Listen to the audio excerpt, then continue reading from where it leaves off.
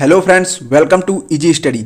दोस्तों, MP board exam को अब बहुत ज़्यादा समय नहीं बचा है, इसीलिए इजी स्टडी लेकर के आ चुका है हर सब्जेक्ट के अलग अलग मॉडल पेपर फुल सॉल्यूशन के साथ। तो आज हम बात करेंगे कक्षा 12वीं हिंदी का रियल मॉडल पेपर और A to Z सॉल्यूशन आपको इस वीडियो पर प्रोवाइड करवा देंगे। चलिए वीडियो स्टार्ट करते हैं। तो दोस्तों, आपके स्क्रीन के सामने आ चुका है कक्षा 12वीं हिंदी का real model paper full solution के साथ A to Z सॉल्यूशन हम आपको प्रोवाइड करवा देंगे। तो आप लोग वीडियो में शुरू से लास्ट तक बने रहिएगा और अच्छा लगे तो वीडियो लाइक कीजिए, शेयर कीजिए दोस्तों, और चैनल को सब्सक्राइब कर लीजिए, क्योंकि हम हिंदी के साथ साथ हर सब्जेक्ट के अलग अलग मॉडल पेपर जो हम आपको फुल सॉल्यूशन के साथ प्रोवाइड करवाते रहेंगे। तो दोस्तों, आज कक्षा 12वीं हिंदी का जो मॉडल पेपर है उसमें आपका पहला प्रश्न आप देख सकते हैं सही विकल्प का है।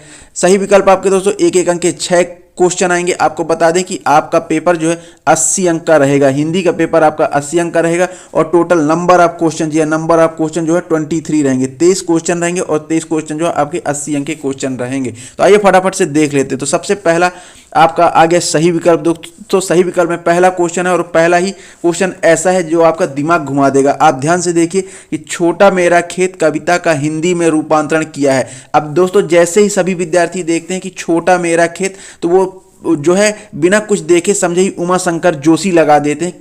लेकिन आप ध्यान दीजिए, यहाँ पे आपसे पूछा कि छोटा मेरा खेत कविता का हिंदी में रूपांतरण किया है, लेखक नहीं पूछा है। दोस्तों, आप ध्यान दीजिए, यहाँ पे पूछा कि हिंदी में रूपांतरण। तो इसका जो आंसर है उमा शंकर जोशी नहीं होगा। इसका राइट आंसर होगा भोला भाई पटेल। क्या होगा? इसका राइट आंसर होगा भोला भाई पटेल। छोटा मेरा खेत कविता का हिंदी में रूपांतरण किसने किया था? भोला भाई पटेल ने किया था। इसी प्रकार से दोस्तों, नेक्स्ट क्वेश्चन आपके सामने आ चुका है कि कवित्व के प्रत्येक चरण में वर्ण होते हैं। तो कितने वर्ण होते हैं दोस्तों? 31 वर्ण होते हैं। इसका राइट आंसर 31 वर्ण होते हैं।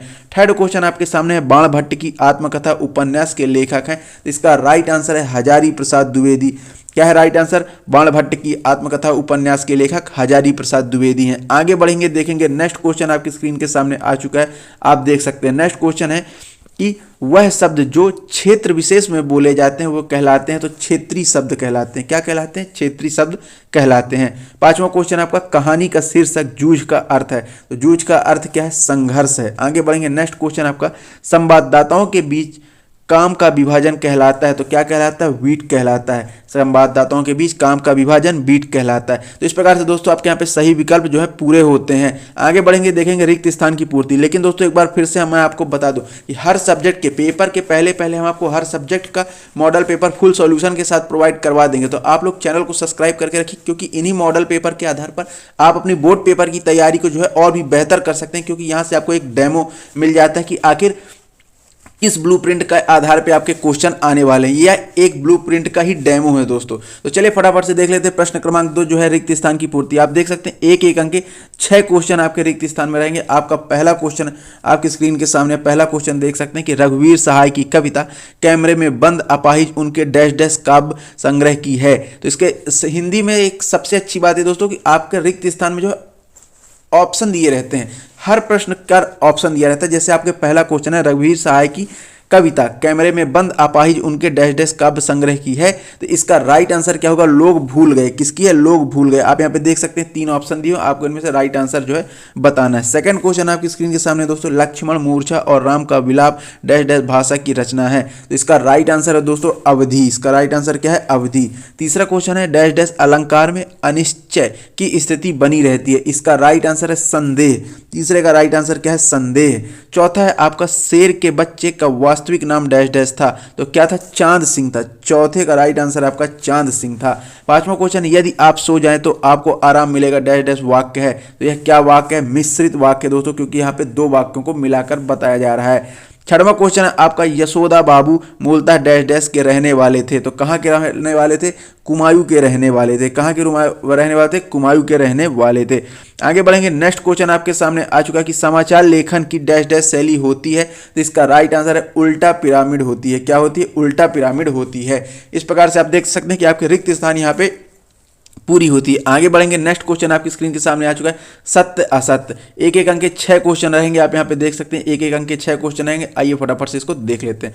पहला क्वेश्चन आपकी स्क्रीन के सामने आ गया, पतंग कविता में बाल सुलभ इच्छाओं एवं उमंगों का सुंदर चित्रण किया गया है। यह आपका सत्य है। सेकंड है आपका सुदामा चरित्र महाकाव्य है। यह आपका असत्य है। सेकंड आपका क्या है? सेकंड आपका असत्य है, क्योंकि सुदामा चरित्र जो है खंड काव्य है। तीसरा क्वेश्चन है अनुप्रिया धर्मवीर भारती का कविता संग्रह है। तो यह आपका सत्य है। चौथा है आपका उसने मेरे को कुछ नहीं कहा, शुद्ध वाक्य है, तो यह आपका असत्य है। चौथा आपका असत्य है।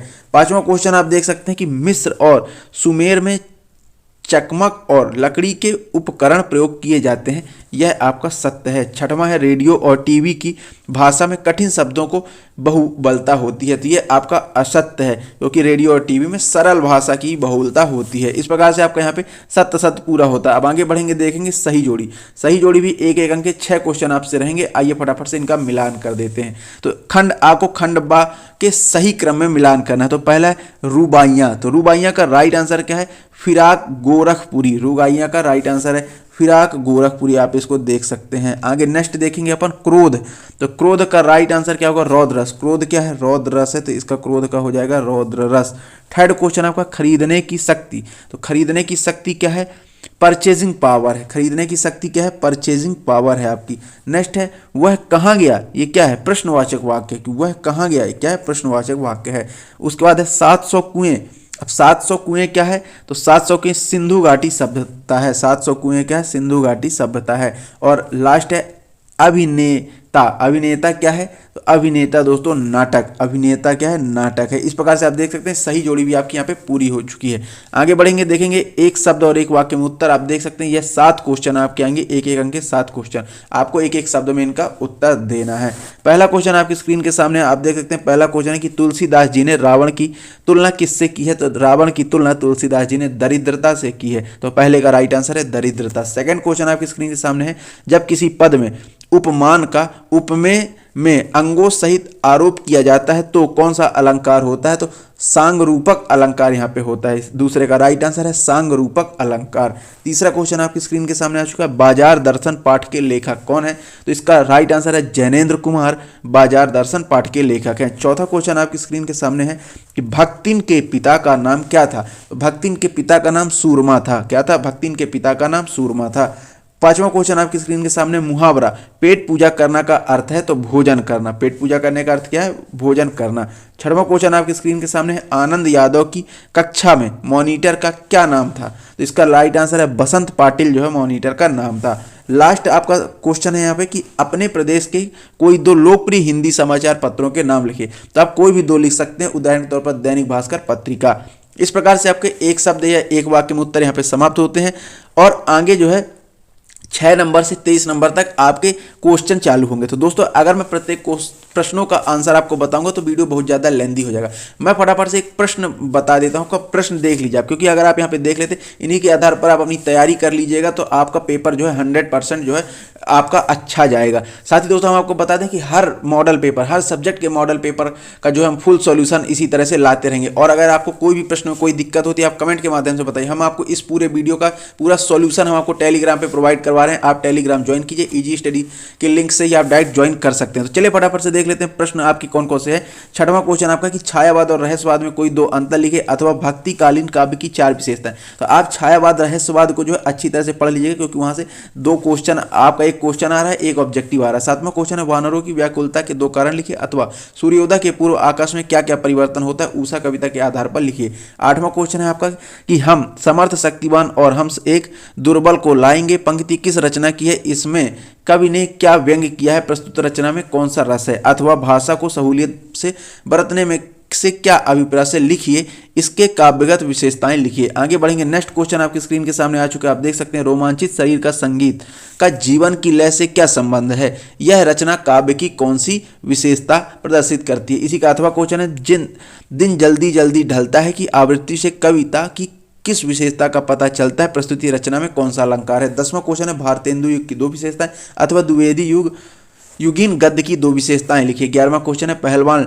लट्टन सिंह की कीर्ति दूर दूर तक कैसे फैल गई अथवा इंदर सेना सबसे पहले गंगा मैया की जय क्यों बोलती है? आगे बढ़ेंगे, नेक्स्ट क्वेश्चन आपकी स्क्रीन के सामने आ चुका है, आप देख सकते हैं। उसके बाद इसी प्रकार से सारे क्वेश्चन आप इनको देख सकते हैं और आगे बढ़ते हैं, देखेंगे और भी सारे क्वेश्चन। देखिए आपके सामने क्वेश्चन है इंटरनेट पत्रकारिता किसे कहते हैं, यह किस प्रकार की है? तो दोस्तों आपके सामने हम क्वेश्चन के आंसर बता इसलिए नहीं रहे क्योंकि हमको पता है कि ये सारे क्वेश्चन कहीं ना कहीं आप जो है पढ़ चुके चुके हैं। मेन आप देख सकते हैं यहाँ पे साहित्य परिचय कुंवर नारायण अथवा उमाशंकर जोशी जी, आप इनको ध्यान दीजिए, इंपॉर्टेंट है। कुंवर नारायण और उमाशंकर जोशी जी का साहित्य परिचय जो है आपको 2 रचनाएं भाव पक्ष कला पक्ष याद रखना है और इनका जो है इसी का। और सेकंड है महादेवी वर्मा अथवा फणीश्वरनाथ रेणु, साहित्य परिचय जो है आपका इनका भी लिखना है। ठीक है, इस प्रकार से ये साहित्य परिचय आपके सामने। उसके बाद एक गद्यांश पद्यांश आ जाते हैं, आपको इनको पढ़ना है पूरा और इसी के आधार पर नीचे आपके प्रश्न दिए होंगे, आपको इनको प्रश्नों का आंसर लिखना है। उसके बाद पद्यांश आपके सामने दिया हो, पद्यांश को आपको पढ़ना है, इसके नीचे का आंसर आपको देना है। इस प्रकार से दोस्तों कुछ आपका हिंदी का क्वेश्चन पेपर। तो उम्मीद है दोस्तों वीडियो आपको बहुत ज़्यादा पसंद आया होगा।